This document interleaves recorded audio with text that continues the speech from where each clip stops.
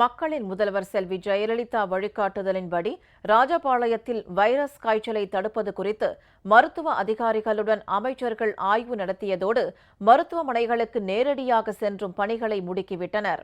விருதுநகர் மாவட்டம் ராஜபாளையத்தில் காய்ச்சல் காரணமாக மருத்துவமனையில் சிலர் அனுமதிக்கப்பட்டுள்ளனர். இதுபற்றி செய்தி அறிந்ததும் மக்களின் முதல்வர் செல்வி ஜெயலலிதா அறிவுறுத்தலின்படி அமைச்சர்கள் RB உதயகுமார், திரு KT Rajendra Balaji, doctor C Vijayabaskar ஆகியோர் ராஜபாளையத்திற்கு விரைந்து சென்றனர். அங்கு சுகாதாரத்துறை செயலாளர் டாக்டர் ராதாகிருஷ்ணன் தலைமையில் நேற்று நடைபெற்ற ஆய்வில் பங்கேற்றனர். இதைத் தொடர்ந்து மருத்துவ அதிகாரிகளுடன் ராஜபாளையம் நகராட்சிக்கு உட்பட்ட 11 வார்டுகளுக்கும் சென்று ஆய்வு மேற்கொண்டனர். இது மட்டுமின்றி நோய் தடுப்பு முன்னெச்சரிக்கை நடவடிக்கைகளையும் முடுக்கிவிட்டனர். மேலும் மருத்துவமனைகளுக்கு சென்று காய்ச்சலால் பாதிக்கப்பட்டிருப்போரிடம் சிகிச்சை முறைகள் குறித்து கேட்டறிந்தனர். அப்போது அமைச்சர்கள் உரிய ஆலோசனைகளையும் வழங்கினர். ராஜபாளையத்தில் நோய் தடுப்புக்காக கட்டுப்பாட்டு மையம் ஒன்றும் தொடங்கப்பட்டுள்ளது.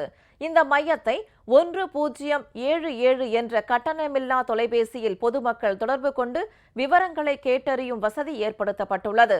ராஜபாளையம் நகரம் முழுவதும் குளோரின் மருந்து தெளிக்கப்பட்டு கொசு ஒழிப்பு நடவடிக்கைகள் தீவிரமாக மேற்கொள்ளப்பட்டுள்ளன.